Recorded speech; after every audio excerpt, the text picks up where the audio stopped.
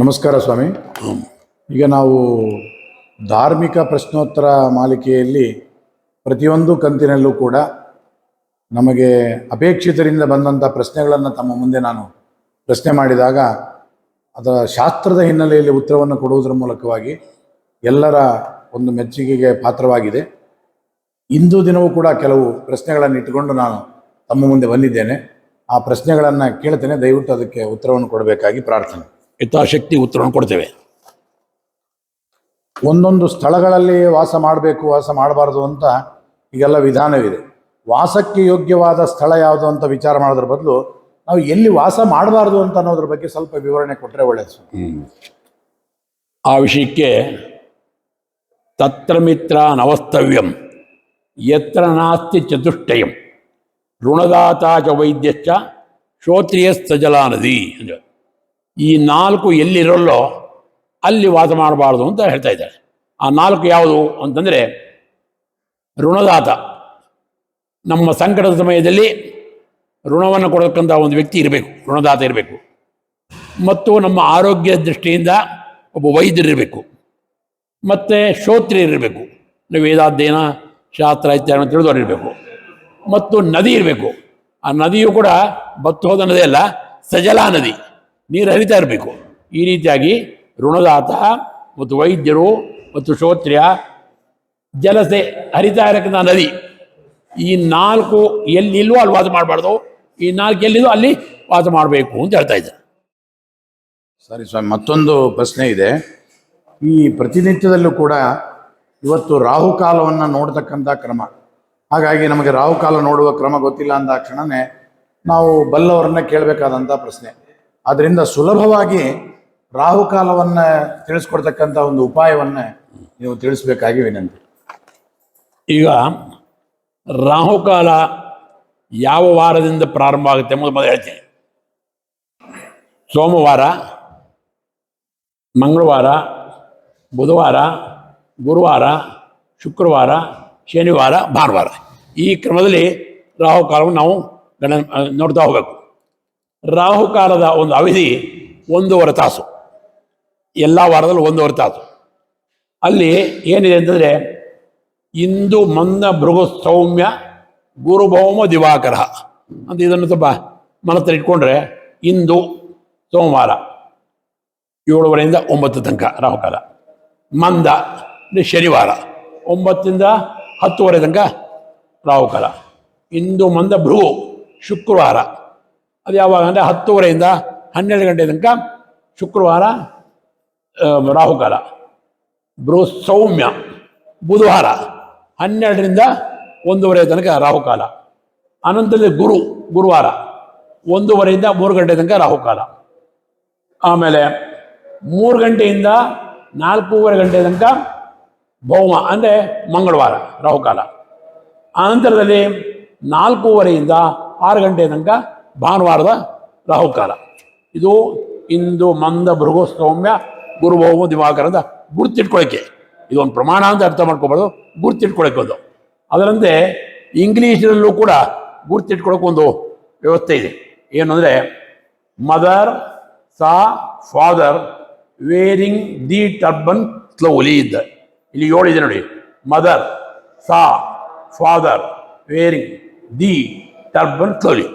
ಇದನ್ನು ಕೂಡ ಸೋಮವಾರ, ಮಂಗಳವಾರ, ಬುಧವಾರ, ಗುರುವಾರ, ಶುಕ್ರವಾರ, ಶನಿವಾರ, ಭಾನುವಾರ, ಈ ಕ್ರಮದಲ್ಲಿ ಹೋಗ್ರಿ. ಮದರ್ ಅಂದಮೇಲೆ ಮಂಡೇ ಎಂಬಂದಿರು ಮದರ್ ಸೋಮವಾರ. ಆಮೇಲೆ ಸಾಟರ್ಡೆ ಶನಿವಾರ. ಫಾದರ್ ಅಂದರೆ ಶುಕ್ರವಾರ ಫ್ರೈಡೇ. ಆಮೇಲೆ ವೇರಿಂಗ್ ಅಂದರೆ ವೆನ್ಸ್ಡೇ ಬುಧವಾರ. ದಿ ಅಂತಿದ್ರೆ ಥರ್ಸ್ಡೇ ಗುರುವಾರ. ಆಮೇಲೆ ಟರ್ಬನ್ ಅಂದರೆ ಇದು ಟ್ಯೂಸ್ಡೇ ಟ್ಯೂ. ಸಂಡೇನೇ ಸ್ಲೋಲಿ. ಈ ರೀತಿಯಾಗಿ mother saw father varying the turban slowly ಅಂತ ಇಂಗ್ಲೀಷ್ನಲ್ಲೂ ಈ ಒಂದು ಹೀಗೆ ಹೇಳತಕ್ಕಂಥ ಕ್ರಮವಿದೆ. ಕನ್ನಡದಲ್ಲೂ ಇದರಲ್ಲೂ ಹೇಳಿದ್ದೇನೆ, ನಮ್ಮ ಪ್ರಾಚೀನ ಹೇಳ್ಕೋತಾ ಬಂದಿದ್ದು. ಇಂಗ್ಲೀಷ್ನವರು ಕೂಡ ಈ ರೀತಿಯಾಗಿ ಹೇಳ್ತಾರೆ. ಅದು ವ್ಯತ್ಯಾಸ ಏನಿಲ್ಲ, ಭಾಷೆಯಲ್ಲಿ ಮಾತ್ರ ವ್ಯತ್ಯಾಸ. ಈ ಕ್ರಮದಲ್ಲಿ ನಾವು ರಾಹುಕಾಲವನ್ನು ತಿಳ್ಕೊಂಡು ಶುಭ ಕಾರ್ಯವನ್ನು ಆ ಸಮಯದಲ್ಲಿ ಮಾಡಬಾರ್ದು. ಇನ್ನು ಅಭ್ಯಂಜನ ಸ್ನಾನದ ಬಗ್ಗೆ ಶಾಸ್ತ್ರದಲ್ಲಿ ಇಂತಿಂಥ ದಿವಸ ಮಾಡಬೇಕು, ಇಂತಿಂಥ ದಿವಸ ಮಾಡಬಾರ್ದು ಅಂತ ವಿಧಾನ ಮಾಡಿದ್ದಾರೆ. ಅದರಿಂದ ಯಾವತ್ತೂ ನಾವು ಮಾಡಬೇಕು, ಯಾವತ್ತು ಮಾಡಬಾರ್ದು ಅನ್ನುವಂಥ ವಿವರಣೆಯನ್ನು ತಿಳಿಸ್ಬೇಕು. ಈಗ ಒಂದು ಪ್ರಮಾಣವನ್ನು ನಾನು ಹೇಳ್ತೇನೆ. ಅರ್ಕೆ ತಾಪಂ ಕಾಂತಿರಿಂದೌ ನರಾಣಂ ಭೌಮೇ ಮೃತ್ಯು ಸೋಮಜೇ ಪುತ್ರಲಾಭ ಗುರೋ ರೋಗೋ ಭಾರ್ಗವೇ ವಿತ್ತನಾಜ ಮಂದೇ ವ್ಯಂಗ್ಯೋ ಖ್ಯಾಯುರಾರೋಗ್ಯ ವೃದ್ಧಿ. ಅಂದರೆ ಅರ್ಕೆ ತಾಪಂ, ಭಾನುವಾರ ದಿವಸ ನಾವು ಅಭ್ಯಂಗ ಮಾಡಿಕೊಂಡ್ರೆ ತಾಪ ಉಂಟಾಗ್ತದೆ ಅಂತ. ಕಾಂತಿರಿಂದೋ ನರಾಣಂ, ಸೋಮವಾರದ ದಿವಸ ಅಭ್ಯಂಗ ಮಾಡಿದ್ರೆ ಒಂದು ಒಳ್ಳೆ ಕಾಂತಿ ದೇಹದಲ್ಲಿ ಬರುತ್ತೆ ಇದ್ದಾರೆ. ಭೌಮೇ ಮೃತ್ಯು, ಮಂಗಳವಾರದಲ್ಲಿ ಮೃತ್ಯು ಅಂತ ಹೇಳಿದ್ರೆ ಅತ್ಯಂತ ಅನಿಷ್ಟ. ಸೋಮಜೆ ಪುತ್ರಲಾಭ, ಸೋಮಜ ಅಂದರೆ ಬುಧವಾರ, ಬುಧವಾರದಲ್ಲಿ ಅಭ್ಯಂಗ ಮಾಡಿಕೊಂಡ್ರೆ ಪುತ್ರಲಾಭ ಅಂತ ಹೇಳ್ತಾರೆ. ಗುರವು ರೋಗ, ಗುರುವಾರದ ದಿವಸ ಅಭ್ಯಂಗ ಮಾಡಿಕೊಂಡ್ರೆ ರೋಗ ಬರುತ್ತೆ ಅಂತ ಹೇಳ್ತಾರೆ. ಭಾರ್ಗವೇ ವಿತ್ತನಾಶ, ಶುಕ್ರವಾರ ದಿವಸ ಅಭ್ಯಂಗ ಮಾಡಿಕೊಂಡ್ರೆ ವಿತ್ತನಾಶ ಆಗ್ತದೆ. ಆದ್ದರಿಂದ ಯಾವ ಯಾವ ಯಾವ ವಾರ ಚೆನ್ನಾಗಿರುತ್ತೆ ಅಂತಂದರೆ ಮಂದೇಭ್ಯಂಗ ಆಯುರಾರೋಗ್ಯ ವೃದ್ಧಿ. ಶನಿವಾರ ಏನಿದೆಲ್ಲ ಆಯುಸ್ಸು ಆರೋಗ್ಯ ಎಲ್ಲವೂ ವೃದ್ಧಿ ಆಗುತ್ತೆ. ಅದಕ್ಕೆ ಶನಿವಾರವನ್ನು ಬಹಳ ಪ್ರಶಂಸೆ ಮಾಡ್ತಾ ಇದ್ದಾರೆ. ಪ್ರಾಸಂಗಿಕವಾಗಿ ಇಲ್ಲೊಂದು ವಿಷಯ ಇದೆ. ಭಾರ್ಗವೇ ವಿತ್ತನಾಶ ಅಂತ ಹೇಳಿದೆ. ಶುಕ್ರವಾರ ದಿವಸ ಅಭ್ಯಂಗ ಮಾಡಿಕೊಂಡ್ರೆ ವಿತ್ತನಾಶ ಆಗುತ್ತೆ. ಇದು ಸ್ತ್ರೀಯರಿಗೆ ಸಂಬಂಧ ಅಲ್ಲ. ಸ್ತ್ರೀಯರಿಗೆ ಶುಕ್ರವಾರ ಮಾಡ್ಕೋಬೇಕು ಅಂತ ಪ್ರತ್ಯೇಕವಾಗಿದೆ. ಆದ ಕಾರಣ ಇದು ಪುರುಷನನ್ನು ಉದ್ದೇಶ ಮಾಡಿಕೊಂಡು ಹೇಳಿರತಕ್ಕಂಥದ್ದು. ಇನ್ನೂ ಒಂದು ವಿಷಯವನ್ನು ಇಲ್ಲಿ ಪ್ರಾಸಂಗಿಕವಾಗಿ ಹೇಳಲು ನಾನು ಬಯಸ್ತೇನೆ. ಉದಾಹರಣೆಗೆ ಭಾನುವಾರದಲ್ಲಿ ಮಾಡಬಾರ್ದು ಅಂತೀರಿ ಅಭ್ಯಂಗ, ಆಮೇಲೆ ಭೌಮವಾರದಲ್ಲಿ ಮಾಡಬಾರ್ದು ಅಂತೀರಿ, ಆಮೇಲೆ ಬುಧವಾರದಲ್ಲಿ ಮಾಡಬಾರ್ದು ಅಂತಿದೆ, ಗುರುವಾರದಲ್ಲಿ ಮಾಡಬಾರ್ದು ಅಂತಿದೆ, ಆಮೇಲೆ ಶುಕ್ರವಾರದಲ್ಲಿ ಮಾಡಬಾರ್ದು ಅಂತಿದೆ. ಅಲ್ಲಿ ಇಂತಹ ಯಾವ್ಯಾವ ತಿಥಿಯಲ್ಲಿ ಯಾವ್ಯಾವ ವಾರದಲ್ಲಿ ಮಾಡಬಾರ್ದು ಅಂತಿದೆಯೋ ಅಂತಹ ವಾರಗಳಲ್ಲೇ ನಾವು ಅಭ್ಯಂಗ ಮಾಡ್ಕೋಬೇಕಾದ್ರೆ ಏನು ಮಾಡಬೇಕು ಅಂದರೆ ಅದಕ್ಕೆ ಒಂದು ಉಪಾಯವನ್ನು ಹೇಳಿದ್ದಾರೆ. ಅರ್ಕೆ ತಾಪಂ ಅಂದರು. ಅಂದರೆ ಭಾನುವಾರ ಅಭ್ಯಂಗ ಮಾಡಿಕೊಂಡ್ರೆ ತಾಪ, ಯಾಕೆಂದರೆ ಭಾನುವಾರಕ್ಕೆ ಅಭಿಮಾನಿದ ಸೂರ್ಯ ಅಲ್ಲ, ತಾಪ ಆಗ್ತಿಲ್ಲ. ಒಂದು ವೇಳೆ ಭಾನುವಾರ ನಮಗೆ ನೋಡ್ರಿ ಆಫೀಸರೆಲ್ಲ ಒಂದಿರಲ್ಲ, ಭಾನುವಾರದಿಂದ ನಾವು ಅಭ್ಯಂಗ ಮಾಡ್ಕೋತೀವಿ ಅಂತಂದರೆ ಏನು ಅಂದರೆ ರವೌ ಪುಷ್ಪಂ, ಭಾನುವಾರದಿಂದ ಅಭ್ಯಂಗ ನೀವು ಮಾಡ್ಕೊಳ್ಳೋದಾದರೆ ಎಣ್ಣೆಯೊಳಗೆ ಒಂದು ಪುಷ್ಪ ಹಾಕ್ಬಿಡಿ, ಅದನ್ನು ಎಣ್ಣೆ ಹಚ್ಕೊಂಡು ಮಾಡಿದ್ರೆ ಏನು ತೊಂದರೆ ಇಲ್ಲ. ಆಮೇಲೆ ರವೋ ಪುಷ್ಪಂ ಗುರೋ ದೂರ, ಗುರುವಾರದಿಂದ ಅಭ್ಯಂಗ ಮಾಡಬಾರ್ದು, ಗುರು ರೋಗ ಅಂತ ಹೇಳಿದ್ರಲ್ಲ. ಆದರೆ ಗುರುವಾರದ ದಿವಸ ದೂರ ಗರಿಕೆಯನ್ನು ಎಣ್ಣೆಯಲ್ಲಿ ಹಾಕಿ ಆ ಎಣ್ಣೆಯನ್ನು ಮೈಗೆ ಹಚ್ಕೊಂಡು ಸ್ನಾನ ಮಾಡಿದ್ರೆ ಏನು ತೊಂದರೆ ಇಲ್ಲ. ರವೋ ಪುಷ್ಪಂ ಗುರೋ ದೂರ ಭೌಮವಾರೇಚ ಮೃತ್ಯುಗ, ಮಂಗಳವಾರದ ಮಾಡಿಕೊಂಡ್ರೆ ಭೌಮೇ ಮೃತ್ಯು ಅಂತ ಹೇಳಿದ್ರು. ಆದರೆ ಇಲ್ಲೊಂದು ಅವಕಾಶ ಕೊಟ್ಟಿದ್ದಾನೆ. ಭೌಮವಾರೇಚ ಮೃತ್ಯುಗ, ತುಳಸಿ ಮೃತ್ಯುಗ ಇದಲ್ಲ, ಅದನ್ನು ಎಣ್ಣೆಯಲ್ಲಿ ಸ್ವಲ್ಪ ಹಾಕ್ಬಿಟ್ಟು ಅದನ್ನು ಮೈಗೆ ಲೇಪನ ಮಾಡಿಕೊಂಡು ಸ್ನಾನ ಮಾಡಿದ್ರೆ ದೋಷ ಇಲ್ಲ. ಭಾರ್ಗವೇ ಗೋಮಯಂ ಕ್ಷುಪ್ತ, ಶುಕ್ರವಾರ ಭಾರ್ಗವೇ ವಿತ್ತನಾಶ ಅಂತ ಹೇಳಿದ್ರೆ ಭಾರ್ಗವೇ ಗೋಮಯಂ ಕ್ಷುಪ್ತ. ಒಂದು ವೇಳೆ ಶುಕ್ರವಾರನೇ ನಾವು ಅಭ್ಯಂಗ ಮಾಡ್ಕೋಬೇಕಾದ ಪ್ರಸಂಗ ಬಿದ್ದರೆ ಎಣ್ಣೆಯಲ್ಲಿ ಗೋಮಯವನ್ನು ಹಾಕಿ ಅದನ್ನು ಮೈಗೆ ಲೇಪನ ಮಾಡಿಕೊಂಡು ಏರ್ಕೊಂಡ್ರೆ ಯಾವ ತರಹದ ತೊಂದರೆ ಇಲ್ಲ. ಅಂದರೆ ತೈಲ ಸ್ನಾನ ಸುಖಾವಹಂ ಅಂತ ಈ ರೀತಿಯಾಗಿ ಈ ಉಪಾಯವನ್ನು ಮಾಡಿಕೊಂಡು ನಿಷಿದ್ಧವಾದ ವಾರಗಳಲ್ಲೂ ನಾವು ಅಭ್ಯಂಗ ಮಾಡ್ಕೋಬೇಕಾದ ಪ್ರಸಂಗ ಮಾಡಿಕೊಂಡ್ರೆ ತೈಲ ಸ್ನಾನ ಸುಖಾವಹಂ, ಅಂತಹ ತೈಲ ಸ್ನಾನದಿಂದ ಸುಖನೇ ಉಂಟಾಗುತ್ತೆ ಹೊರತು ಯಾವ ಥರದ ಅನಿಷ್ಟ ಆಗೋದಿಲ್ಲ ಅಂತ ಶಾಸ್ತ್ರ ಹೇಳ್ತೇವೆ. ಮತ್ತೊಂದು ಪ್ರಶ್ನೆ, ಈ ತುಳಸಿ ಮಾಲೆಯನ್ನೇ ನಾವು ಧಾರಣ ಮಾಡಬೇಕು ಅಂತ ಹೇಳ್ತಾರೆ. ತುಳಸಿ ಮಾಲೆಯನ್ನು ಹಾಕೊಳ್ಳುವಾಗ ಏನಾದರೂ ಹೇಳಕ್ಕೆ ಒಂದು ಮಂತ್ರ ಅಂತ ಏನಾದರೂ ಇದೆಯಾ? ಅದನ್ನು ಹೇಳ್ಕೊಂಡು ನಾವು ಹಾಕೋಬೇಕಾ ಅಂತ ಒಂದು ಪ್ರಶ್ನೆ. ಈಗ ನೋಡಿ, ಒಂದು ಮಾತು ಜನರಲ್ ಆಗಿ ಒಂದು ಮಾತೆ, ಮಂತ್ರಿನೇ ವಿನಾಶನಮ್ಮ ಅಂತ ಹೇಳ್ತಾರೆ. ಯಾವುದೇ ಕಾರ್ಯದಲ್ಲಿ ಆಯಾಯ ಮಂತ್ರಗಳನ್ನು ಹೇಳಿಕೊಂಡೇ ಕಾರ್ಯ ಮಾಡಬೇಕು. ಮಂತ್ರವಿಲ್ಲದೆ ನಾವು ಏನೇ ಮಾಡಿದ್ರು ಮಂತ್ರಹೀನೇ ವಿನಾಶನಂ ಅಂತ ಹೇಳ್ತಾರೆ. ಆದ್ದರಿಂದ ತುಳಸಿ ಮಣಿಯನ್ನು ನಾವು ಕೊಳ್ಳಲ್ಲಿ ದಾನ ಮಾಡುವಾಗಲೂ ಕೂಡ ಒಂದು ಮಂತ್ರವನ್ನು ಉಚ್ಚಾರ ಮಾಡಿಯೇ ದಾನ ಮಾಡಬೇಕು. ಆ ಮಂತ್ರ ಈ ರೀತಿಯಾಗಿದೆ: ತುಳಸಿ ಕಾಷ್ಟದಂಭೂತೆ ಮಾಲೆ ಕೃಷ್ಣ ಜನಪ್ರಿಯೆ ವಿವರ್ಮಿ ತ್ವಾಮಹಂ ಕಂಡೆ ಕುರುಮಾಂ ಕೃಷ್ಣವಲ್ಲಭಂ ಅಂತ ಇದೊಂದು ಶ್ಲೋಕ ಇದೆ. ಇದರ ಅಭಿಪ್ರಾಯ ಏನಂತಂದರೆ, ಈ ತುಳಸಿ ಮಣಿಮಾಲ ತುಳಸಿ ಕಾಷ್ಟದಂಭೂತವಾಗಿದೆ ಮತ್ತು ಕೃಷ್ಣ ಪರಮಾತ್ಮರಿಗೆ ಪ್ರಿಯವಾಗಿದೆ, ಕೃಷ್ಣ ಜನಪ್ರಿಯವಾಗಿದೆ. ಬಿವರ್ಮಿ ತ್ವಾಮಹಂ ಕಂಡೆ, ಇಂತಹ ತುಳಸಿ ಮಣಿಮಾಲವನ್ನು ನಾನು ಕಂಡದೆ ಧಾರಣ ಮಾಡ್ತೇನೆ. ಕುರುಮಾಂ ಕೃಷ್ಣವಲ್ಲಭಂ ಅಂತ ಈ ರೀತಿಯಾಗಿ ಹೇಳ್ತಾ ಕಾರಣ ಈ ಶ್ಲೋಕವನ್ನು ಹೇಳಿಕೊಂಡು ನಮ್ಮ ಕಂಠದಲ್ಲಿ ತುಳಸಿ ಮಣಿ ಹಾರವನ್ನು ಧಾರಣ ಮಾಡಬೇಕು. ಈ ತುಳಸಿ ಮಾಲೆಯನ್ನು ಹಾಕ್ಕೊಂಡಂತೆ ತುಳಸಿ ದಳದಿಂದಲೂ ಕೂಡ ಮಾಲೆಯನ್ನು ಹಾಕ್ಕೊಳ್ಬೇಕು ಅಂತ ಒಂದು ಶಾಸ್ತ್ರದಲ್ಲಿ ಇದೆ ಅಂತ ನಾನು ಕೇಳಿದ್ದೇನೆ. ಅದಕ್ಕೇನಾದರೂ ಫಲ ಉಂಟಾ ಹಾಕ್ಕೊಂಡ್ರೆ? ಅದಕ್ಕೆ ವಿಶೇಷವಾದಂಥ ಫಲ ಇದೆ. ಅದಕ್ಕೆ ಪ್ರಮಾಣ ಹೇಳ್ತದೆ: ತುಳಸಿ ದಳಮಾಲಾಂ ಹಿ ಕೃಷ್ಣೋಚ್ಚಿಷ್ಟಾಂತ ಯೋವೇ ಪದೇ ಪದೇ ಅಷ್ಟಮೇಧಾನಾಂ ದಜಾನಾಂ ಲಭತೆ ಫಲಂ ಅಂತಾರೆ. ಅಂದರೆ ಭಗವಂತನಿಗೆ ಸಮರ್ಪಣೆ ಮಾಡಿದಂಥ ಹಸಿ ತುಳಸಿ ಮಾಲೆಯನ್ನು ನಾವು ಶುದ್ಧ ಸಾತ್ವಿಕ ಭಾವನೆಯಿಂದ ಅದನ್ನು ನಾವು ದಾನ ಮಾಡಬೇಕು. ಮಾಡೋದು ಏನಾಗುತ್ತೆ ಅಂದರೆ, ಪದೇ ಪದೇ ಅಷ್ಟಮೇಧಾನಾಂ ದಜಾನಾಂ ಲಭತೆ ಫಲಂ, ಒಂದೊಂದು ಹೆಜ್ಜೆಯಲ್ಲೂ ಕೂಡ 10 ಅಷ್ಟಮೇಧ ಯಾಗವನ್ನು ಮಾಡಿದ್ರೆ ಏನು ಪುಣ್ಯ ಬರುತ್ತೋ ಅಷ್ಟು ಪುಣ್ಯ ಬರುತ್ತೆ ಅಂತ ಹೇಳ್ತಾರೆ. ಆದ ಕಾರಣ ನಾವು ತುಳಸಿ ದಳಮಾಲಾವನ್ನು ನಮ್ಮ ಕಂಠದಲ್ಲಿ ಅವಶ್ಯವಾಗಿ ಧಾರಣ ಮಾಡಲಿಕ್ಕೆ ಬೇಕು. ಈ ತುಳಸಿಗೆ ಸಂಬಂಧಪಟ್ಟಂತಹದ್ದು ಇನ್ನೊಂದು ಪ್ರಶ್ನೆ ಇದೆ ಸ್ವಾಮಿ.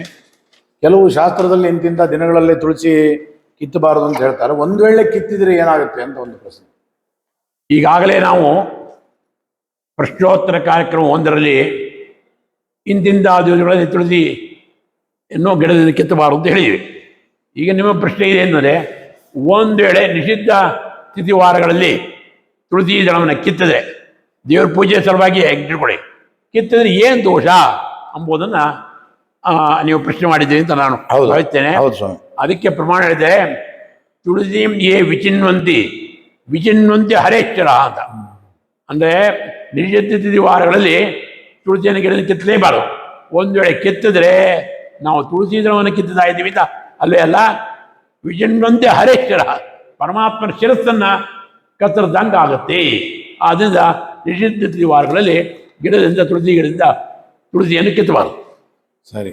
ಆದರೆ ತುಳಸಿಯನ್ನು ಒಂದು ಬಾರಿ ನಾವು ಕಿತ್ತಿದ್ರೆ, ಯಾಕೆಂದ್ರೆ ದಿನ ಬಹುದೂರ ಹೋಗಿ ತುಳಸಿ ತರ್ಲಕ್ಕೆ ತೊಂದರೆ ಆಗ್ತದೆ. ಆದ್ದರಿಂದ ಬಹುದೂರದಲ್ಲಿ ತರತಕ್ಕಂಥ ತುಳಸಿಯನ್ನು ಎಷ್ಟು ದಿವಸ ನಾವು ಅದನ್ನ ಇಟ್ಕೋಬಹುದು, ಮನೆಯಲ್ಲಿ ಸ್ಟಾಕ್ ಮಾಡ್ಕೋಬಹುದು? ಸ್ಟಾಕ್ ಮಾಡ್ಕೊಬೋ ವಿಷಯ ಕೇಳ್ತೀವಿ. ಹಾಗೇನು ಪ್ರತಿನಿತ್ಯ ಆಗುತ್ತೋ ಇಲ್ಲೋ, ಮೇಲಾಗಿ ನಿಷಿದ್ಧ ವಾರಾತಿಗಳೆಲ್ಲ ಇರ್ತದೆ. ಅದರಿಂದ ಒಮ್ಮೆ ನಾವು ತುಳಸಿಯನ್ನು ಗಿಡದಲ್ಲಿ ಕಿತ್ತಿಟ್ಕೊಂಡ್ರೆ 8 ದಿವಸ ಇಟ್ಕೊಂಡು ನಾವು ಪೂಜೆ ಮಾಡ್ಬೋದು ಅಂತ ನಿಮ್ಮ ಪ್ರಶ್ನೆ ಅಭಿಪ್ರಾಯ ಕಾಡುತ್ತೆ. ಅದಕ್ಕೆ ಹೇಳ್ತಾರೆ ಪ್ರಮಾಣ ಇದೆ: ತುಳಸಿ ದಶರಾತ್ರಾಣಿ ಪಂಚರಾತ್ರಾಣಿ ಬಿಲ್ವಜಂ ಕಮಲಂತು ತ್ರಿರಾತ್ರಾಣಿ ಸರ್ವದಾ ಜಾಹ್ನವಿ ಜಲಂ. ತುಳಸಿಯನ್ನು ಒಮ್ಮೆ ಕಿತ್ತಿ 10 ದಿವಸಗಳ ತನಕ ಸ್ಟಾಕ್ ಇಟ್ಕೊಂಡು ಅದನ್ನು ದೇವ್ರ ಪೂಜೆಗೆ ಉಪಯೋಗಿಸ್ಬೋದು. 10 ದಿವಸದ ಮೇಲಿಲ್ಲ. ಆಮೇಲೆ ಪಂಚರಾತ್ರಾಣಿ ಬಿಲ್ವಜಂ, ಬಿಲ್ಪತ್ರೆಯನ್ನು ಕೂಡ ಭಗವಂತನಿಗೆ ಏರ್ತೀವಿ. ಅದನ್ನು ಸ್ಟಾಕ್ ಮಾಡ್ಕೋಬೇಕಾದ್ರೆ 5 ದಿವಸ ಸ್ಟಾಕ್ ಮಾಡಿ ಇಟ್ಕೊಂಡು ಅದನ್ನು ಭಗವಂತನಿಗೆ ಏರಿಸ್ಬೋದು. ಕಮಲಂತು ತ್ರಿರಾತ್ರಾಣಿ, ಕಮಲ ವೃಕ್ಷವನ್ನು 3 ರಾತ್ರಿಗೆ ಸಾಕೋಷ್ಟು ಸ್ಟಾಕ್ ಇಟ್ಕೊಂಡು ಅದನ್ನು ಭಗವಂತನಿಗೆ ಸಮರ್ಪಣೆ ಮಾಡ್ಬೋದು. ಆದರೆ ಸರ್ವದಾ ಜಾಹ್ನವಿ ಜಲಮ್ಮದು, ಗಂಗೆಯ ನೀರು ಏನಿದೆಲ್ಲ ಇದಕ್ಕೆ ಇಂತಿಷ್ಟು ಜನ ಅಂತ ಇಲ್ಲೇ ಇಲ್ಲ. ಸರ್ವದಾ ಜಾಹ್ನವಿ ಜಲ. ಯಾವ ಇದು ಗಂಗಾ ನದಿಯ ನೀರು ಏನಿದೆ ಯಾವಾಗಲೂ ಗ್ರಾಹ್ಯವಾದ್ದು, ಶ್ರೇಷ್ಠವಾದ್ದು. ಅದಕ್ಕೇನೆ ನಮ್ಮ ಮನೆಗಳಲ್ಲಿ ಕಾಶಿಗೆ ಹೋಗಿ ಆ ಗಂಗೆಯನ್ನು ಒಂದು ಗಿಂಡಿಯಲ್ಲಿ ತಂದು ತುಳಸಿ ಪೆಟ್ಟಿಗೆ ಅಥವಾ ದೇವರ ಪೆಟ್ಟಿಗೆ ಇಟ್ಟು ಅದು ಪೂಜೆ ಮಾಡ್ತಾರೆ. ಆದ್ದರಿಂದ ಅದು ಇಂತಿಷ್ಟು ದಿವಸಕ್ಕೆ ಡೇಟ್ ಎಕ್ಸ್ಪೈರಿ ಆಗುತ್ತೆ ಎಂಬ ಪ್ರಶ್ನೆ ಇಲ್ಲ. ಇನ್ನೊಂದು ಪ್ರಶ್ನೆ ಇದೆ ಸ್ವಾಮಿ. ಊಟ ಆದ ತಕ್ಷಣ ಎಲ್ಲರೂ ಸಾಮಾನ್ಯವಾಗಿ ತಾಂಬೂಲವನ್ನು ಸ್ವೀಕಾರ ಮಾಡ್ತಾರೆ.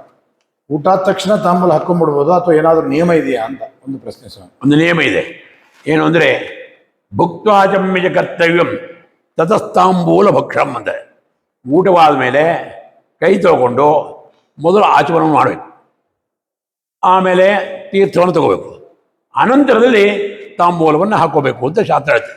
ಅದೇ ಹೊರತು ಕೈ ತಗೊಂಡು ಊಟ ಕೈ ತಗೊಂಡ ತಕ್ಷಣ ತಾಂಬೂಲವನ್ನು ಹಾಕಬಾರ್ದು.